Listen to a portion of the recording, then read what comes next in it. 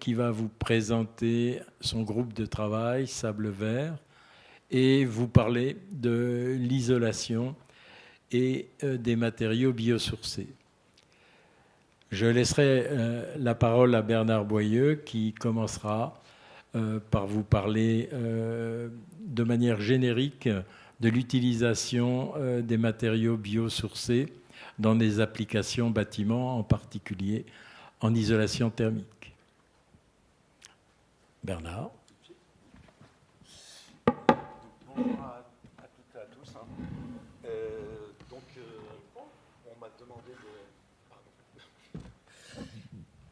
On m'a demandé donc d'introduire cette séquence et d'expliquer en quoi les matériaux biosourcés c'est aujourd'hui une opportunité et un sujet qui prend de plus en plus d'importance dans la construction. Donc j'ai repris une formule qu'on connaît et qu'on entend tous depuis longtemps, la maison brûle. Et contrairement à la fable des petits cochons, une des solutions, c'est les matériaux biosourcés. Donc, je ne sais pas si vous avez noté, mais le GIEC, donc le groupe international des experts du climat, ont sorti un rapport il y a moins de 15 jours. Dans ce climat, il est fait entre autres état très largement des potentiels de stockage de la forêt et de l'agriculture. Et puis, il y a quelques jours avant ce rapport, nous avions organisé un congrès sur la construction biosourcée qui a été introduit par Jean Jouzel. Je ne sais pas s'il faut le présenter, mais Jean Jouzel, c'est un climatologue très connu, expert, qui a été vice-président du GIEC, prix Nobel à ce titre, etc. Et donc, Jean Jouzel nous a fait valoir une série d'arguments. Le premier, je pense que, bon, je ne sais pas s'il y a des climato-sceptiques dans la salle, mais tant pis pour eux. Pour Jean Jouzel au moins, et pour bon nombre de gens aujourd'hui, le réchauffement climatique, c'est un fait avéré.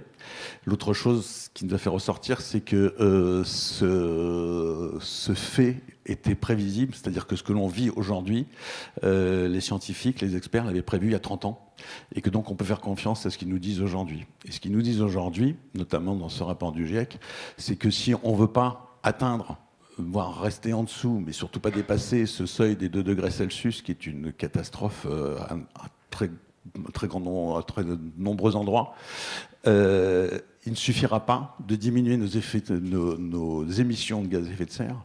Il faut avoir des émissions négatives, c'est le terme qu'ils emploient, et des émissions négatives, c'est-à-dire que il faut stocker du carbone, c'est-à-dire enlever du carbone de l'atmosphère. Tout ce que l'on pourra faire pour le réduire est absolument indispensable, il faut accélérer, mais ça ne suffira pas pour arriver à faire ce que l'on veut faire dans les 2 années qui viennent. Parce que le terme, c'est 2 ans pour changer d'orientation. Derrière ça, il y a un autre message qui est celui de la bioéconomie, qui n'est pas quelque chose de très, très connu du grand public. La bioéconomie, elle est basée sur un constat qu'on voit un peu sur ce graphe. En fait, la ligne verte que vous avez, là, c'est la consommation de ressources pour faire fonctionner notre économie en bioressources. Et les masses grises, c'est la consommation de fossiles. Et ça, donc, ça s'étale sur tout le XXe siècle. Et on voit très nettement qu'au début du XXe siècle, en fait, la biomasse représentait grosso modo les 3/4 de la ressource, et qu'on a une accélération brute autour des années 45-50 d'utilisation des fossiles, des matières fossiles et minérales à la place de la biomasse, et avec un effet, sans doute pas le seul, un effet sur le climat qui est induit immédiatement, c'est que pour reconstituer du carbone au niveau des matériaux fossiles, c'est extrêmement long, et ça passe par la biomasse, alors que la biomasse la restocke au fur et à mesure qu'elle repousse. Donc c'est une des explications du déplacement des puits de carbone actuellement. Donc derrière ça, la bioéconomie, donc c'est un mouvement qui prend de plus en plus important dans beaucoup de pays, qui est une économie qui est basée justement sur la biomasse. C'est une substitution à l'économie du pétrole, avec un atout par rapport à ce qui est avancé par le ProGEC, c'est que c'est la seule solution qui permette de stocker du carbone. Moi, je n'en connais pas d'autres. Voilà, donc c'est le seul endroit où on peut influencer le stockage du carbone. Il n'y a pas que là où ce carbone est stocké, mais que ce soit sur la culture, sur le développement des forêts, l'usage que l'on fait des biomasses, on influence directement ça. Et avec un point important qui n'était pas vu jusqu'à maintenant et qui n'est pas du tout dans les radars du GIEC aujourd'hui, c'est que plus les matériaux poussent vite, plus l'effet est rapide et plus on stocke vite du carbone. Il est bien évident qu'un arbre qui va mettre 50 ans à pousser va mettre pour fabriquer son carbone 50 ans. Un champ de blé, un champ de chanvre, etc. va mettre une année. Et donc ça, c'est un paramètre qui aujourd'hui n'est pas trop vu, mais qui commence à apparaître aussi. Et puis, puisqu'on est quand même au salon du patrimoine, Claude Roy, qui est un peu le pape de la bioéconomie française, a dit lors de ce congrès qu'en fait, on avait un exemple tout près, et que la charpente de Notre-Dame stockait du carbone depuis 800 ans, puis que ce n'était pas fini, que ça allait durer encore quelques siècles sans doute, et que même si c'était fini, on aurait un carburant, enfin un combustible à très faible empreinte carbone. Donc c'est une image, un petit peu un raccourci de la pertinence de la bioéconomie dans son ensemble, et en particulier sur celle du bâtiment. Si je regarde ces mêmes courbes et que je les mets à l'échelle, je change un petit peu la façon de la présenter, la masse grise que vous avez au fond, c'est la consommation de minéraux et de matériaux fossiles pour le bâtiment. Donc vous voyez que là, l'accélération à partir des années 50 est beaucoup plus rapide que toutes les autres. Et aujourd'hui, si on prolonge cette courbe, en fait, l'accélération est encore plus rapide et les perspectives des décennies qui viennent sont encore plus importantes que ça. Donc c'est un vrai sujet d'inquiétude de savoir comment on va alimenter le secteur du bâtiment en matière première. Vous avez sans doute entendu parler de la problématique du sable, donc qui vient de s'intégrer là-dedans, mais ce n'est pas la seule. On trouve ce problème à mal d'endroits. Donc voilà, la construction, en fait, consomme beaucoup plus de matières premières que tous les secteurs réunis. Et c'est pas forcément un schéma qu'on a dans la tête, forcément. Donc, pour rentrer un peu dans le sujet de la construction, et pour aller, je ne veux pas faire que des chiffres, mais les chiffres qu'on annonce en permanence, on a tendance à dire que la construction est un gros émetteur, c'est un secteur très émetteur de carbone. Les chiffres qu'on a, c'est assez compliqué. Là, vous avez ceux qui ont été produits par le CGDD, donc le ministère de l'Environnement, qui est plutôt bien placé pour faire ce genre d'études. On arrive à plutôt 30%. Ça, c'est des chiffres de 2014. Là, vous avez les chiffres faits par l'ADEME, donc l'autre instance sans doute la mieux placée pour le faire. On est à 20%. Donc, c'est pas qu'ils nous mentent ou qu'ils se trompent, etc. C'est qu'en fait, on n'est pas sur les mêmes périmètres. Donc, c'est un petit peu... ces chiffres ne sont pas très importants. Mais surtout, ce qu'il faut comprendre, c'est que dans ces chiffres-là, en fait, il s'agit du fonctionnement du bâtiment et pas de la construction. On est bien sur ce que les bâtiments produisent de gaz carbonique et de gaz à effet de serre en fonctionnant sur toute leur vie. La partie matériaux et équipements, elle est dans les parties industrie, etc. Donc elle n'apparaît pas ici. Alors quand on additionne le tout, actuellement, le bâtiment, on doit être... Les chiffres sont aussi très flous, mais on a entre 40 et 50% des gaz à effet de serre si vous prenez la construction et la vie des bâtiments. Donc c'est de très loin le secteur, bien au-delà du transport, qui produit des gaz à effet de serre.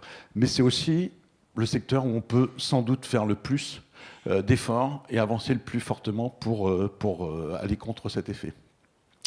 L'autre point qui est important et qu'on n'a pas forcément en tête, justement par rapport à ces chiffres, il y a une étude qui a été faite en 2012, donc qui commence un petit peu à dater, mais qui a été faite avec beaucoup de sérieux, sur 70 bâtiments, BBC à l'époque, donc BBC c'est notre réglementation 2012 aujourd'hui, et on constate que dans ces 56 bâtiments, en fait, plus de la moitié, près de 60% des gaz à effet de serre, du CO2, produits par ces bâtiments viennent de la partie construction-aménagement.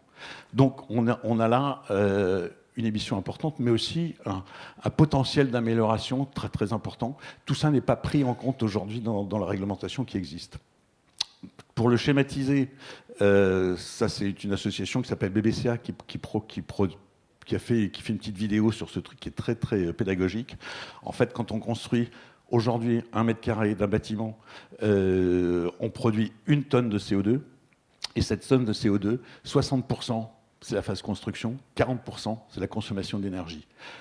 C'est une notion qui a beaucoup de mal à monter, mais qui est en train de prendre une certaine place et qui le message commence à passer.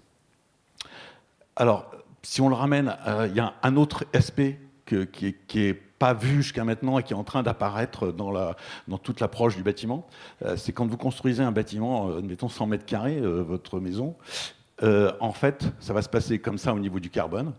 Au moment où vous construisez, vous allez larguer 86 tonnes de carbone dans l'air, donc la plus grosse partie, et puis après, progressivement, 0,7, 1 tonne tous les ans. Ce qui nous importe par rapport à ce qu'a exprimé le GIEC et Jean Jouzel, en fait, aujourd'hui, c'est ça. Parce que si on a 2 ans, c'est bien ici qu'il faut travailler. Ce qui se passe ici, je ne dis pas que ce n'est pas important, mais le gros enjeu aujourd'hui ici, et puis d'autre part, sur toute cette partie, on a déjà fait tellement d'efforts que ce qu'on va gagner, ça va être, on va gratter un peu dans les angles, quoi. Non, tandis que là, tout est à faire. Et qu'est-ce qu'on fait maintenant avec ça? Bon, je ne suis évidemment pas le seul à avoir cet avis et cette approche. Ce concept du stockage de carbone dans le bâtiment, il est en train de faire son chemin. Alors, on l'a vu apparaître avec des labels comme BBCA, l'association dont je parlais tout à l'heure, un label bâtiment biosourcé qui dort un peu dans un coin. C'est un label qui a été fait par le ministère de l'Environnement, mais qui a quand même quelques usages. Et puis, leurs évolutions sont prévues. BBCA, je crois, vient de sortir un label pour la rénovation des bâtiments, donc en prenant en compte cet aspect stockage carbone. Le label bâtiment biosourcé, qui dormait un peu dans un coin, va être remis à jour par le ministère de l'Environnement, donc c'est peut-être une opportunité. Il est déjà utilisé, parce qu'il y a au moins 2 réglementations dans lesquelles on voit apparaître ça. Un qui est particulièrement important en zone urbaine, c'est le bonus de constructibilité, qui prévoit que l'on peut construire jusqu'à 30% de surface en plus avec un certain nombre de conditions, et une des conditions peut être d'utiliser des matériaux biosourcés. Alors on retrouve exactement le même référentiel dans l'exemplarité des bâtiments publics, c'est-à-dire que tous les bâtiments publics neufs qui sont construits doivent être exemplaires, et pour être exemplaires, on peut aussi valoriser le fait qu'ils utilisent des matériaux biosourcés. Et puis enfin, la loi Elan qui vient de tout juste d'être votée, il y a quelques jours, elle a été mise en vigueur il y a quelques jours, fait apparaître cet aspect stockage du carbone. C'est bien la première fois. Il y avait toute une démarche avec le label E+, c'est moins, mais ce n'est pas du stockage, c'est du bilan carbone, ce qui est assez différent. Et dedans, dans cette loi Elan, il y a d'une part, à un endroit, une exigence sur l'information des produits, sur leur aspect carbone, mais aussi sur leur contribution au stockage du carbone. C'est une grande nouveauté, ça a été formulé de façon très claire. Et c'est une exigence de performance, pas simplement d'information ici, sur les bâtiments, encore une fois, en intégrant, sur l'ensemble du cycle de vie des bâtiments, par rapport à leur empreinte carbone, mais encore une fois, en intégrant la capacité de stockage du carbone dans les matériaux. Et donc, je ne sais pas si vous avez une autre solution que des matériaux biosourcés pour stocker du carbone dans des matériaux, je pense qu'il y a plein de gens qui seront intéressés. Moi, je n'en connais pas d'autres que celle-là. Voilà, donc pour finir, en fait, je ne pense pas qu'on puisse raisonner construction durable aujourd'hui sans raisonner biosourcé. Voilà, merci pour votre attention. Merci Bernard. Marco, c'est à toi. Marco Capellari du groupe Vicat. Bonjour à tous. Donc, je suis le responsable de développement du Ciment Naturel Pro. Et depuis une dizaine d'années, le groupe Vicat travaille sur le développement des matériaux biosourcés. Au début, avec beaucoup de béton de chanvre. Donc, tout le monde connaît le béton de chanvre. Donc, 20 ans d'histoire. Nous, aujourd'hui, on a une démarche groupe qui est sur la valorisation de ces matériaux, sur le développement de ces matériaux, qui s'inscrit un peu sur la démarche du groupe, sur quelqu'un que Bernard a introduit, sur l'empreinte carbone, donc aussi sur la partie locale, territoriale de notre entreprise.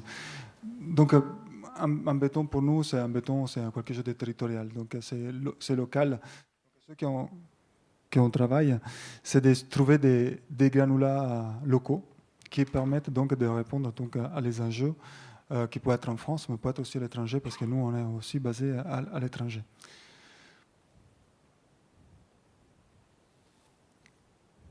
Ça n'a pas changé?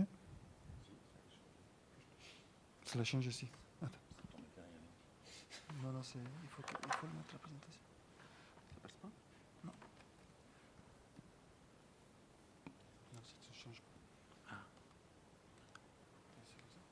Voilà.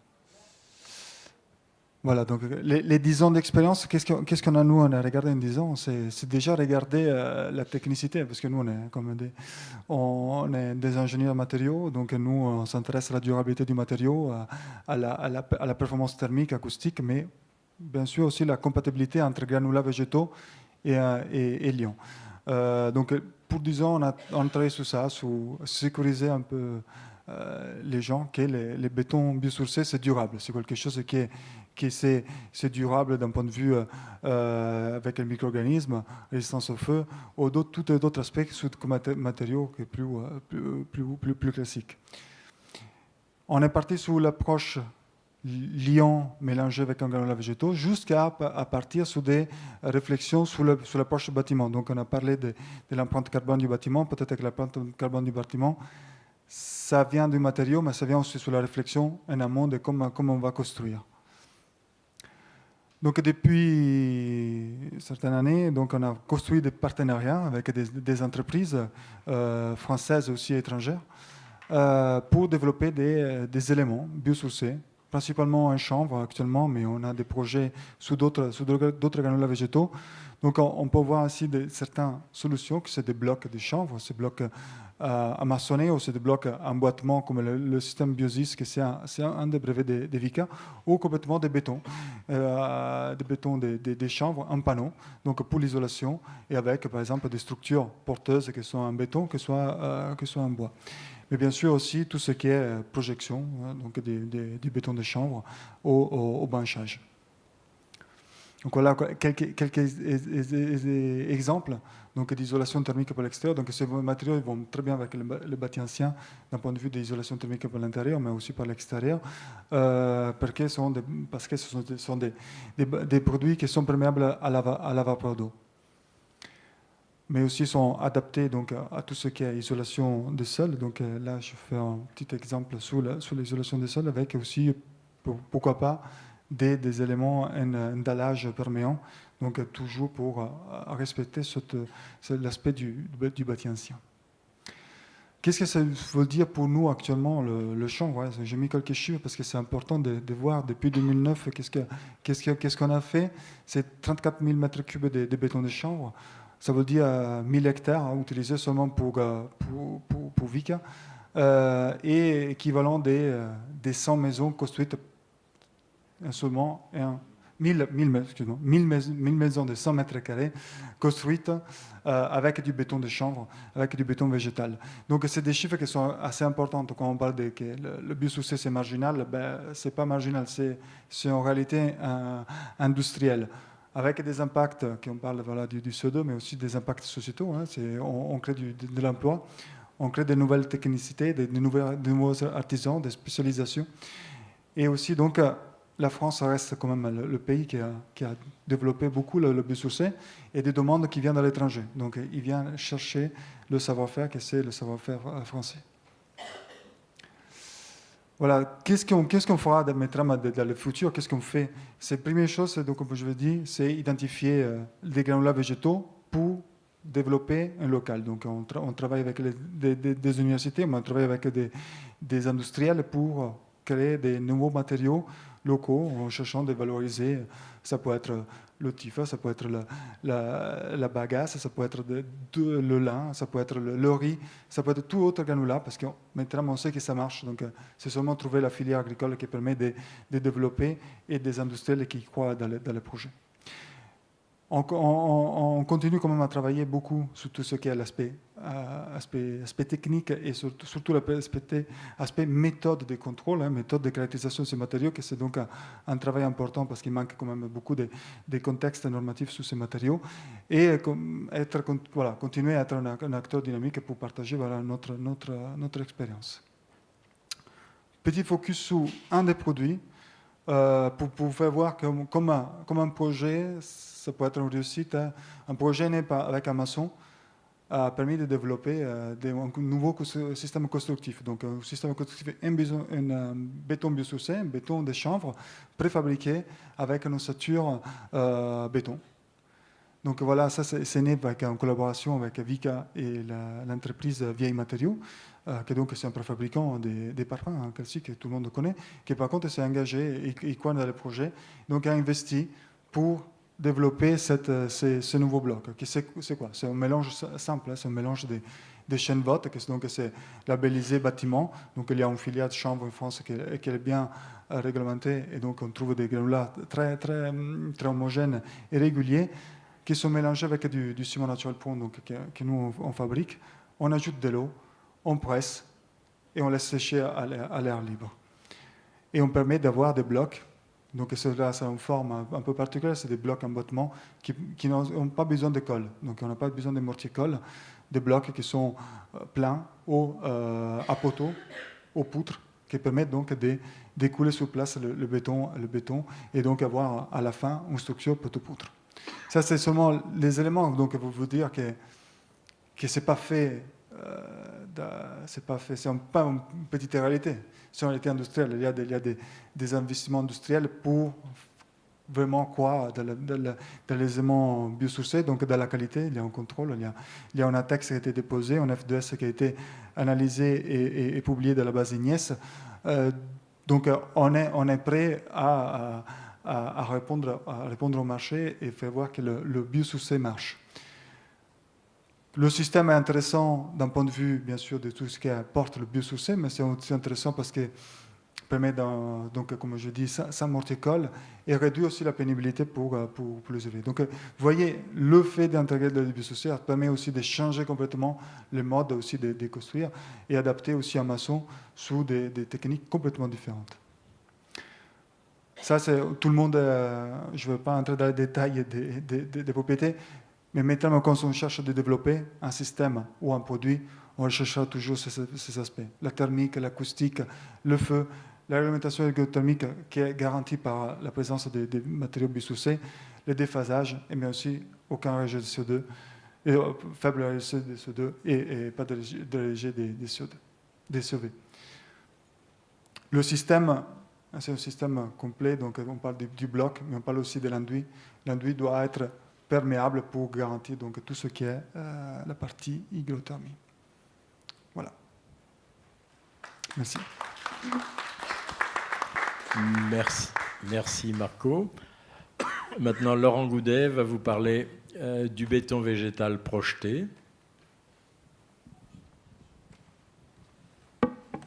Juste appuyer là. Gauche ou droite.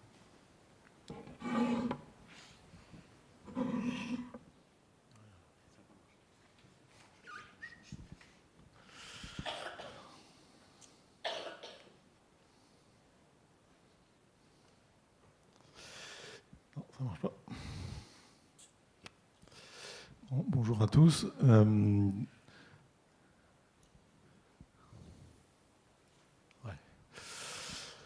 Donc moi, je suis entreprise de bâtiment située dans le Morbihan et on intervient un petit peu partout en France et en Europe pour transférer et réaliser des projets à base de matériaux biosourcés, essentiellement des bétons de chanvre, mais avec d'autres granulats également.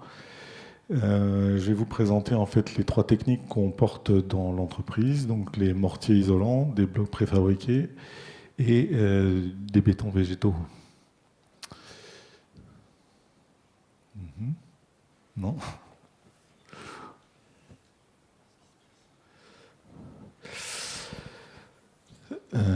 Donc la notion de béton ou mortier végétal, c'est qu'on est parti donc sur un assemblage d'un granulat végétal qui peut être de différentes natures, comme l'a dit Marco tout à l'heure.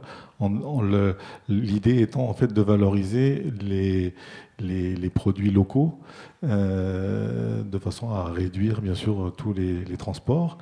Ensuite, on a le deuxième constituant, c'est le liant, qui peut être un liant cuit habituellement, mais qui pourrait aussi devenir un liant cru si on travaille avec des argiles pures, et l'eau. Donc les intérêts du matériau, je ne vais pas trop m'étaler dessus, mais on les a déjà cités. Donc c'est les performances thermiques qui sont aux alentours d'un lambda de 0,07. On a des qualités feu qui sont classées en B, S1D0. Ça veut dire que comme on est constitué essentiellement de granulats végétaux combustibles, on ne peut pas être identifié en A, mais on est incombustible. Au niveau acoustique, il y a des performances intéressantes d'affaiblissement. Les régulations Y, transfert de vapeur, mais ça, on valorise ces matériaux-là parce que justement, ils sont capables de ne pas impacter les transferts naturels des parois existantes. Les températures de surface qui évoluent en fonction justement des largages et des captations de vapeur. Et nos méthodes d'utilisation, de mise en œuvre, en fait, ne sont pas limitées par les épaisseurs, et donc on peut s'adapter réellement aux besoins du bâti, en fonction des performances à atteindre. Donc la première option qu'on a mis en place, ce sont des mortiers isolants qui sont destinés plus à travailler sur du remplacement d'enduits existants, donc sans reprendre d'épaisseur supplémentaire, mais plutôt que de retravailler avec un crépissage minéral, on va travailler avec des matériaux qui seront constitués en partie végétale, avec un liant et de l'eau. L'autre partie de l'élément isolant étant des sables allégés, ce qui fait qu'on va remplacer un matériau inerte en place par un matériau qui aura une fonction hygrothermique, et sans avoir pour autant besoin d'augmenter les épaisseurs quand il y a des contraintes environnementales de type emprise au sol ou autre. C'est une façon assez efficace en une seule opération, de ramener aussi de la thermique et du stockage de carbone. Donc ces techniques-là sont développées pour un passage en machine, donc de façon à être massifiées auprès des entreprises, et on peut l'utiliser aussi bien en intérieur qu'en extérieur. L'autre technique qu'on a mise en place aussi dans l'entreprise aujourd'hui, c'est la production de blocs préfabriqués qui s'intéresse plus à l'ITE, puisqu'on va remplacer un bloc habituellement polystyrène par des matériaux purement biosourcés, là, donc constitués d'un granulat végétal, d'un liant qui peut être cru, c'est-à-dire des argiles quand on est en doublage intérieur, et qui sont des liants à la chaux quand on fait des doublages extérieurs, et qui sont sur les mêmes méthodes d'usage que ce qui se fait habituellement par les façadiers, c'est-à-dire qu'on vient empiler des blocs rainure languette, donc sans maçonnerie, avec des fixations mécaniques, recouverts par un enduit à la chaux ou un enduit à la terre quand on est à l'intérieur. Et donc là aussi, on amène une facilité d'usage aux opérateurs qui sont déjà habitués à certains gestes. Et donc ça permet d'avoir des solutions alternatives aux matériaux à fort impact environnemental. Et donc la troisième utilisation des biosourcés dans l'entreprise, celle qu'on a développée depuis maintenant une vingtaine d'années, c'est de la projection de béton végétaux par voie sèche. Et donc là, on se retrouve avec un assemblage qui est uniquement un granulat végétal. Donc là aussi, on va essayer de favoriser les produits en production locale, d'un liant qui sera cru ou cuit. Donc encore une fois, en extérieur, on va travailler plutôt avec des chaux, et à l'intérieur, ça peut être également avec des argiles et avec de l'eau. Et dans le cas des granulats végétaux, la grosse problématique qu'on a rencontrée dès le départ, c'était les conflits qu'il y avait avec l'eau, entre le granulat, qui était une éponge, et le liant. Et donc on a commencé à réfléchir à des mises en œuvre mécanisées qui permettaient justement de s'affranchir d'un maximum d'eau de façon à réduire les temps de séchage, de réduire les quantités des liants à utiliser, parce qu'on sait que dans un mélange, c'est l'eau qui produit, qui diminue les performances mécaniques du liant, c'est-à-dire que plus il y a d'eau, moins on a plus on perd de résistance mécanique. Et donc le fait de diminuer les quantités d'eau, ça nous optimisait les performances mécaniques du mélange, et donc on pouvait diminuer les quantités de liant pour optimiser justement les performances thermiques. 5 minutes. Donc la machine nous a permis d'accéder à l'optimisation. L'intérêt de la projection, c'est d'être en contact direct avec la paroi, donc de faire une vraie continuité de comportement Y. On sait que sur les bâtis anciens, le fait de stocker de l'humidité, c'est un élément normal dans la maçonnerie. Et donc si on perturbe les équilibres Y du bâtiment, on s'expose à des pathologies, à des développements de moisissures et autres. Donc le fait de venir projeter un matériau biosourcé sur un support minéral, l'idée c'était vraiment de produire un continuum de transfert. Donc ces technologies-là peuvent s'employer aussi bien sur du bâti ancien, sur du colombage, que sur de la construction en mur monomasse.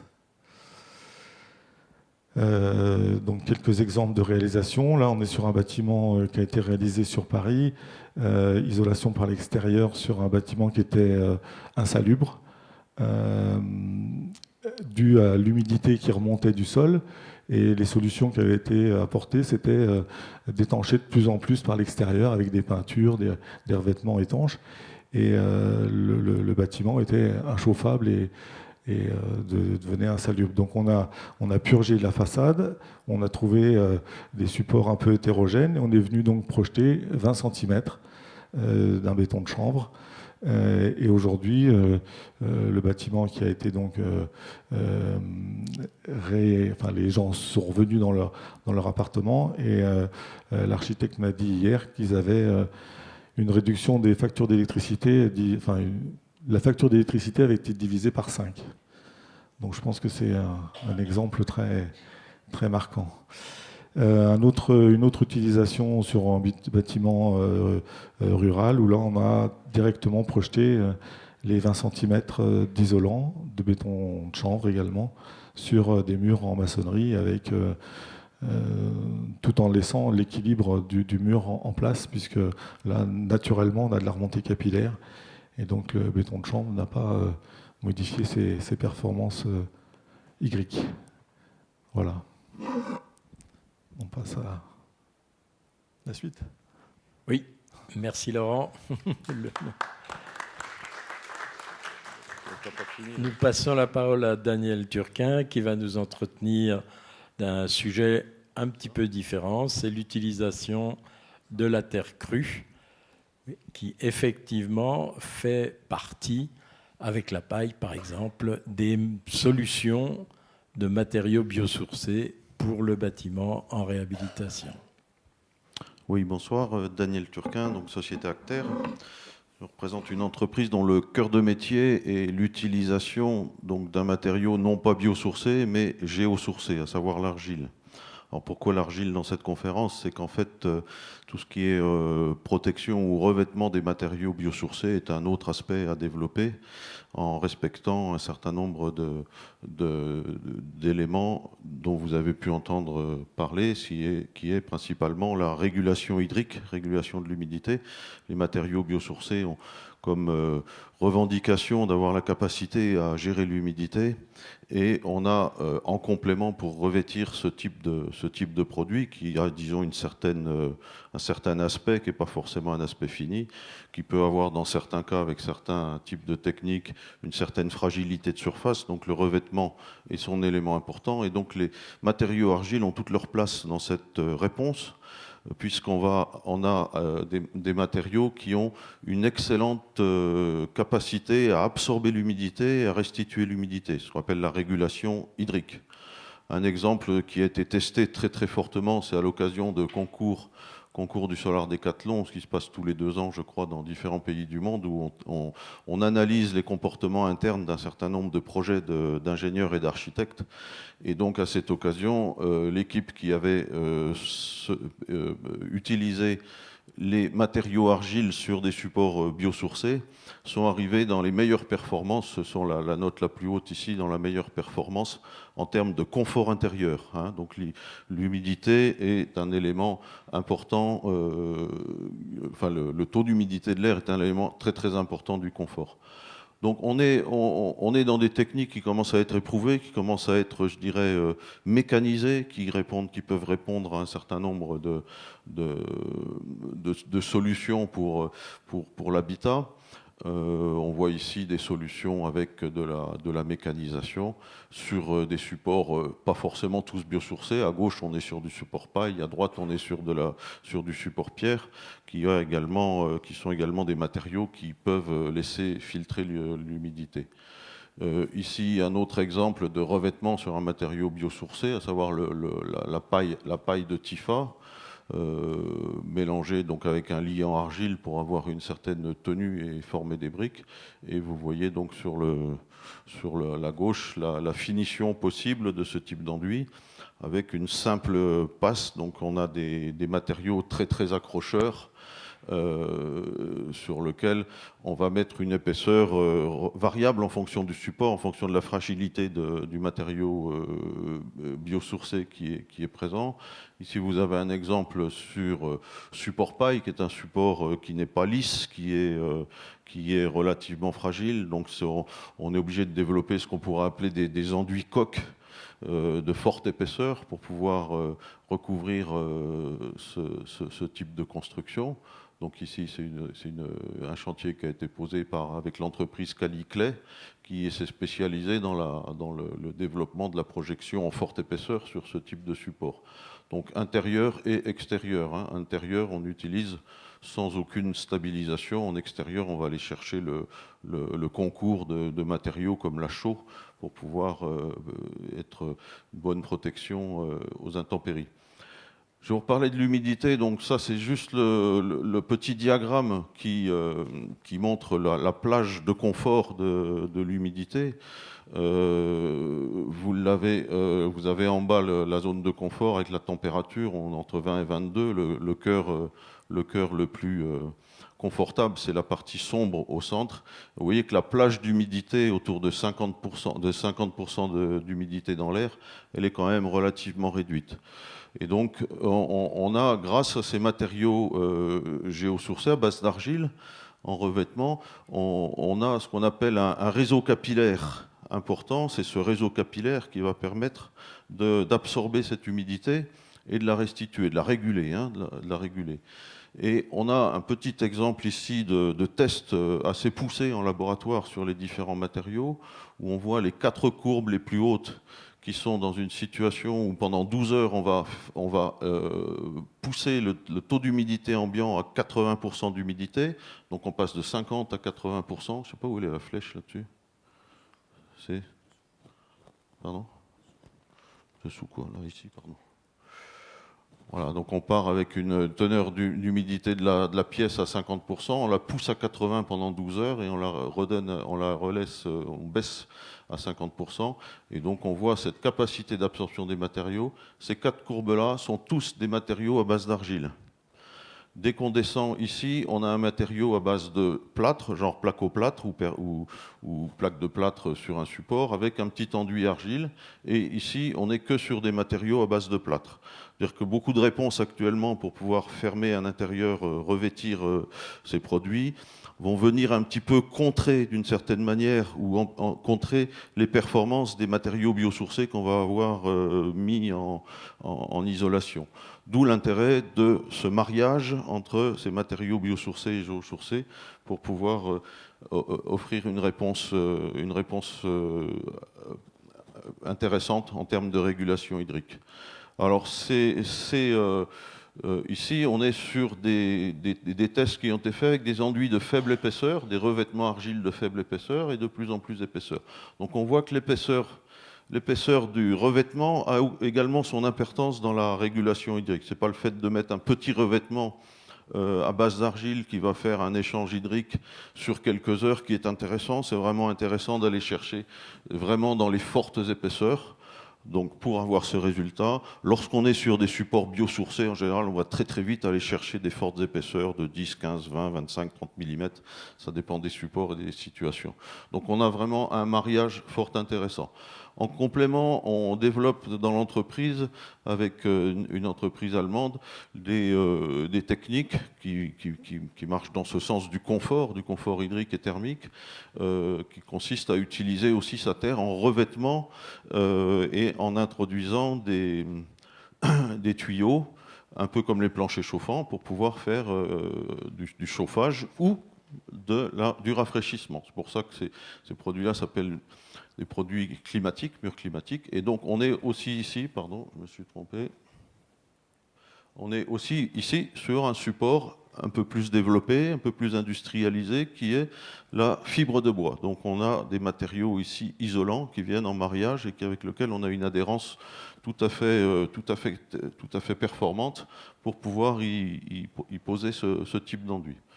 Donc ça, c'est intéressant parce qu'on va sortir du chauffage classique à convection qui va nous faire bouger l'air et chauffer les plafonds avec ces techniques-là, et la capacité donc de la masse d'argile, d'enduit argile qu'on va mettre en élévation de température, on va avoir un chauffage plus par rayonnement.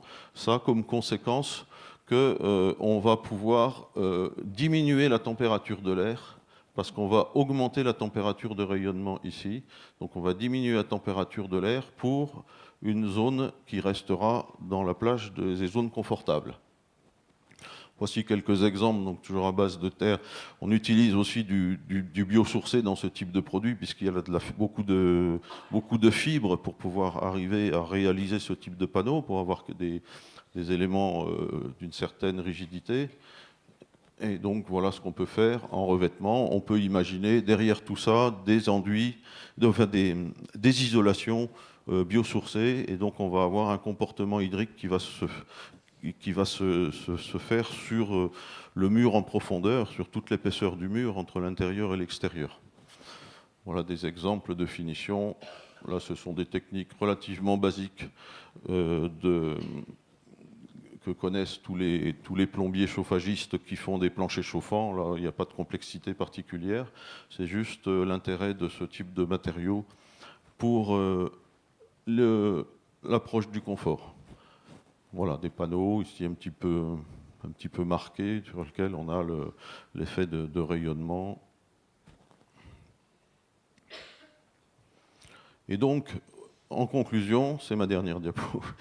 On a pu mesurer que ce chauffage par rayonnement permettait d'avoir des économies de l'ordre de 18% sur la facture énergétique, parce qu'on va moins chauffer la masse de l'air, on va avoir une meilleure régulation hydrique par le comportement des matériaux. Merci. Merci Daniel. Il nous reste 10 minutes pour échanger, répondre à vos questions. Donc, vous pouvez nous poser à tous les intervenants vos interrogations.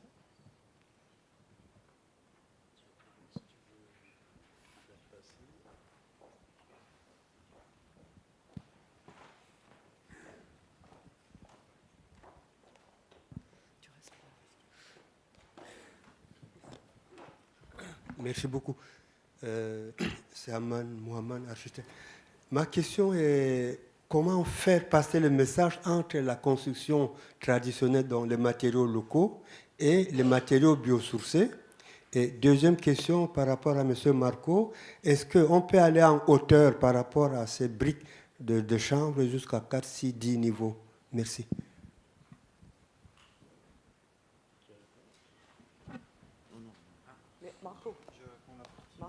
Oui, oui. Alors, pour les blocs, oui, on peut imaginer. Le bloc peut vivre aussi hors du système, du système constructif. Donc, on peut l'utiliser comme un remplissage des tout structures poteau-poutre, qui sont poteau-poutre béton, poteau-poutre métallique, poteau-poutre bois. Donc, ça peut être utilisé pour R plus 3, 4, 5, ceux qui ont souhaitent. Donc, ce qu'on a fait voir, c'est le système constructif. Donc, avec des blocs poteaux, des blocs poutres. Donc cela, on en reste pour R plus 1. Voilà. Oui, bonjour. Pardon, il y avait deux questions. Très, très rapidement, je ne vais pas répondre très longtemps, mais sur la première question qui était sur le développement de filières, c'est un sujet tellement énorme, je ne pense pas qu'on va y répondre ici, mais c'est un sujet dont on a déjà parlé.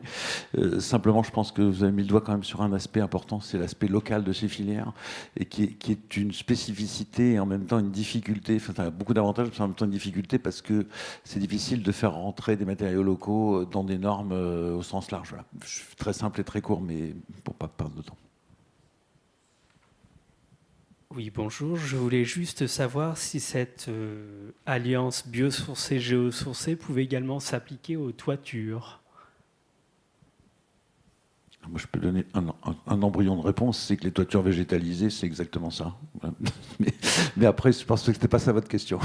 Non, surtout au niveau, par exemple, pour isoler les toitures de bâtiments anciens comme des châteaux, etc. Et si ce type de solution pouvait être adapté, donc, alors soit avec du chanvre ou bien... enfin voilà.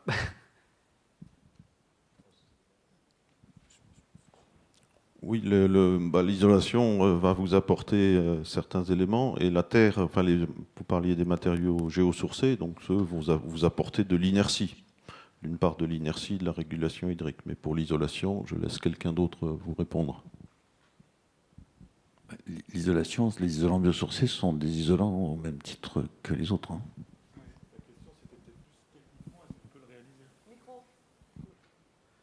Est-ce que techniquement on peut réaliser ce genre d'isolation de toiture avec des matériaux de ce type? C'était ça la question? Alors, disons, j'ai eu une légère frustration en arrivant ici parce que j'ai cru, lorsque vous parliez d'isolation, que c'était le bâtiment dans son ensemble. Et là, j'ai l'impression que votre présentation s'appliquait plus uniquement sur les murs. Non, en fait, on est capable de faire les enveloppes dans leur globalité, c'est-à-dire aussi bien les sols, les murs et les toitures. Mais aujourd'hui, ce qui pose le plus de problèmes en termes de... pas de performance, mais d'application respectueuse de l'existant, c'est les parois verticales.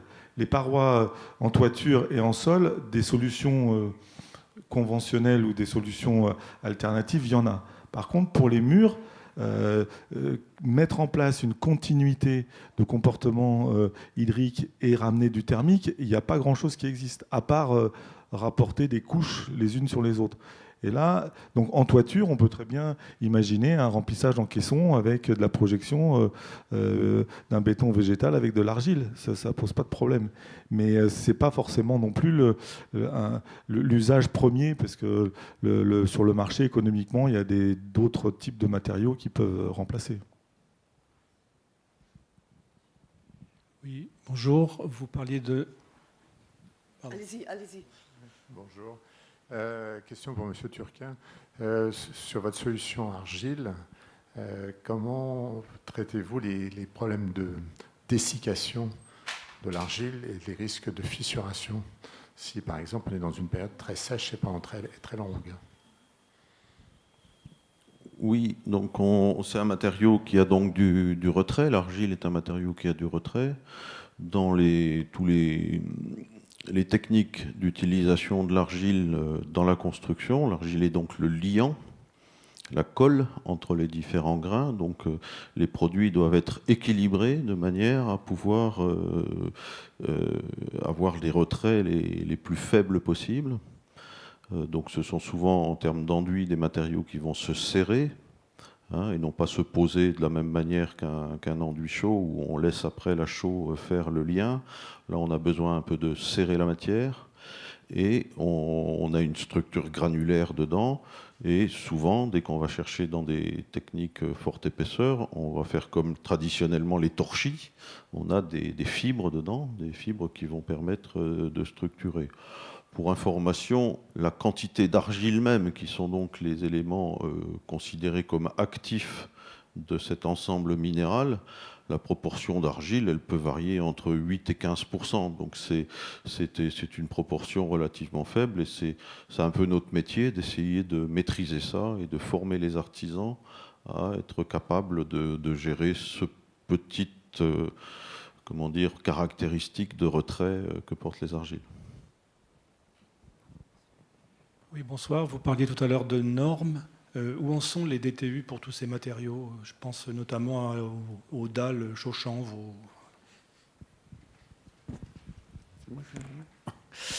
Alors, pour les matériaux Chauchanve, ils ne rentrent pas dans les DTU, puisque ça n'est pas à ce niveau-là, malheureusement. Ça rentre dans des règles professionnelles.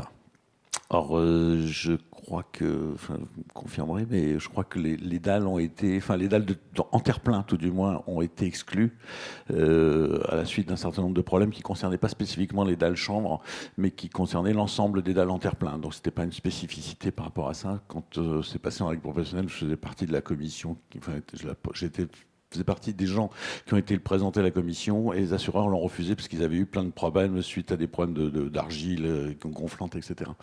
Donc là-dessus, pour le moment, il n'y a pas en terre-plein, il n'y a pas de problème, il n'y a pas de garantie, on ne rentre pas dans des cadres normatifs, entre guillemets.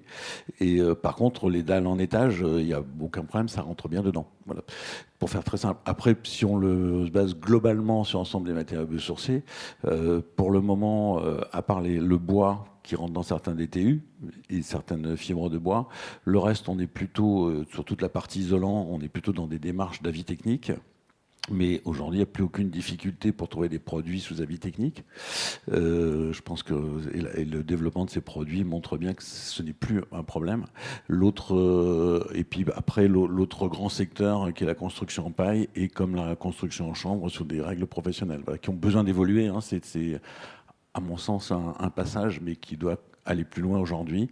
On peut regretter que ça aille pas plus vite, mais ça existe, quoi.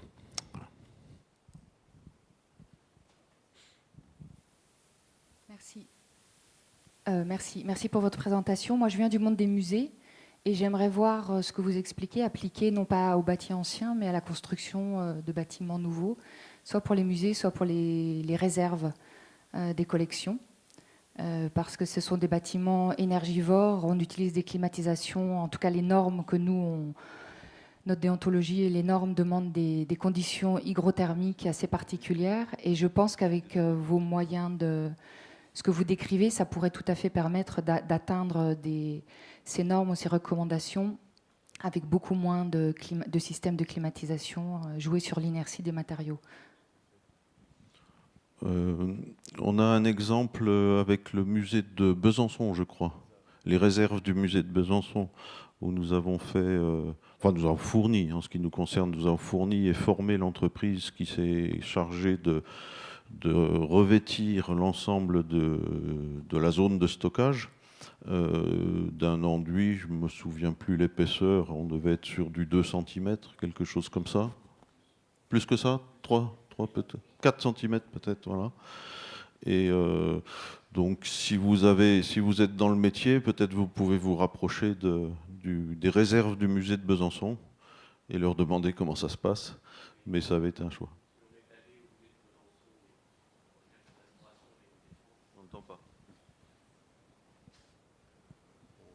On est personnel musée de France et on est allé aux réserves de Besançon. Par contre, ils n'avaient pas testé la performance de ces murs sans le système de traitement d'air qui a été installé.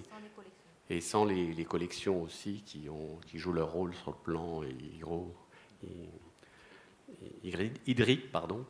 Et donc, ils n'avaient pas testé. Donc, on ne savait pas quel est l'apport par rapport à leur consommation énergétique de ces murs végétalisés ou avec un traitement. Oui, alors il y a un autre exemple peut-être intéressant pour aller capitaliser les retours de comportement. C'est un hôpital en Autriche qui a été fait par Martin Rauch au niveau de ce qu'on appelle le 1%. Il a réalisé donc dans la serre de cet hôpital, qui est une énorme coursive avec un ruisseau. C'est un endroit où les gens hospitalisés peuvent se promener à l'abri. Donc c'est une grande serre avec un mur qui était en béton au départ et qui a été revêti par un pisé, donc relativement épais, je crois 20 cm d'épaisseur. Les architectes avaient prévu une grosse installation de désembuyage, de gestion de l'humidité sur cette grande coursive, qui fait peut-être 200 ou 300 mètres de long, hein, c'est quand même assez gros. Et ils n'ont jamais mis en route cette installation parce qu'ils n'ont jamais eu de problème d'humidité. Donc ça peut être intéressant de se rapprocher de chez eux. J'essaierai de vous trouver le nom exact. Je pense qu'effectivement, tous ces matériaux peuvent aider indéniablement dans les réserves parce qu'on n'a pas de public, on n'a pas les charges du public à gérer en termes d'humidité. Donc ça, c'est sûr. Après, il nous faut des retours sur expérience pour voir si ça fonctionne bien. Je pense qu'on peut vraiment réduire le dimensionnement de l'équipement thermique sans affranchir, je ne sais pas, je ne suis pas sûre complètement parce que ça peut dériver quand même. Par contre, pour les musées, c'est plus compliqué parce qu'on a les charges du public à gérer qui peuvent être très différentes d'heure en heure. Et du coup, ça peut aider, mais là, il faut vraiment qu'on ait des expériences pour voir, parce que c'est beaucoup plus complexe. Et en plus, on peut avoir des salles avec des demandes en hygrométrie un peu différentes, même si notre intérêt, c'est d'éviter d'aller dans les climats extrêmes. Après, on a des vitrines qui peuvent apporter un complément aussi pour les œuvres d'art. Mais voilà, en fait, on n'a pas assez de retours sur expérience. Et donc, nous, on est très demandeurs pour tester, évaluer les différents produits, savoir s'il y en a qui sont plus efficaces, s'il faut en mettre sur toutes les surfaces. Est-ce que juste quelques-unes, en jouant sur les épaisseurs? Voilà, il y a plein de tests encore, je pense, à faire. Mais en tout cas, c'est super intéressant. Et je pense que même pour la régulation et les problèmes d'infiltration via les parois, ce sont des produits intéressants. Parce qu'on a eu beaucoup de problèmes avec le béton et les infiltrations et les remontées capillaires. Donc, si ça permet de résoudre ça, ça serait déjà bien. Voilà. Tout à fait. Je vous remercie pour vos questions. Malheureusement, le temps qui nous était imparti. Alors, une dernière, mais très courte, parce qu'en fait, on est à la limite du temps. Alors, juste, j'ai bien aimé ce que vous disiez sur les variétés de granulats, d'essayer de nouvelles choses. Qu'est-ce que vous avez comme solution pour obtenir le granulat à partir de végétaux, mettons relève de peupliers ou quelque chose comme ça? Est-ce qu'il y a des variétés à évacuer, à ne pas tester? Le chêne, je ne sais pas. Est-ce que vous pouvez m'éclairer? Je passe la parole à Bernard. Je ne suis pas le technicien, mais simplement, les bétons de bois, ça existe bien avant tous les autres bétons végétaux, hein, ça a plus d'un siècle. C'est vrai qu'il y a eu un certain nombre de problèmes avec les lixivia, etc. Donc après, il faut vraiment... alors je sais pas, je pense pas, je me tourne vers Marco qui a plus d'expérience, mais je pense pas qu'on ait un benchmark total de tout. Il y a une littérature qui existe, moi je la connais pas, mais je pense que... ce que disait Marco et ce que je trouve intéressant, c'est qu'aujourd'hui, on a la méthodologie pour aller assez vite pour savoir ce qu'on peut faire ou pas faire, quoi. Seulement pour compléter, ce que l'on regarde, c'est vraiment les végétaux, le biosourcé, donc pas le granulat de bois. On regarde voilà, le champ, voilà, ce qui est cultivé et que donc on peut avoir des récoltes chaque année. Voilà, ça c'est ce qu'on fait. Le béton de bois, ça existe depuis longtemps. Souvent, c'est des bois après qui sont traités aussi en surface ou thermiquement. Donc nous, on cherche d'utiliser des granulats qui sont actuellement des coproduits aux déchets de l'agriculture, qui ne sont pas utilisés de l'alimentaire, et donc on l'intègre. Bien, nous tenons à vous remercier pour votre présence. Nous sommes au stand J35. Vous pouvez, si vous voulez continuer, poursuivre ces conversations, vous aurez toujours quelqu'un pour vous répondre. Merci beaucoup.